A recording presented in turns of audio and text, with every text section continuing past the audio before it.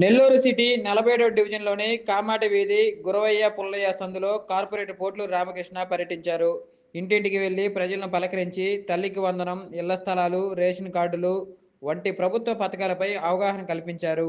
అర్హత కలిగిన ప్రతి ఒక్కరూ ఈ పథకాల కోసం తమ అప్లికేషన్లు సచివాలయంలో సమర్పించాలని సూచించారు. తల్లికి వందనం డబ్బులు రానివారు సరైన పత్రాలతో సచివాలయానికి వెళ్లి దరఖాస్తు చేసుకోవాలని సూచించారు. అలాగే సంబంధిత ప్రాంతంలో door to door sanitation, sweeping సమస్యలు, డ్రైన్ శుభ్రపరిచే పనులు వంటి అంశాలపై ప్రజల అభిప్రాయాలు సేకరించారు. సమస్యలను సత్వరం పరిష్కరించే దిశగా చర్యలు తీసుకుంటున్నట్లు ఈ సందర్భంగా ఆయన తెలిపారు.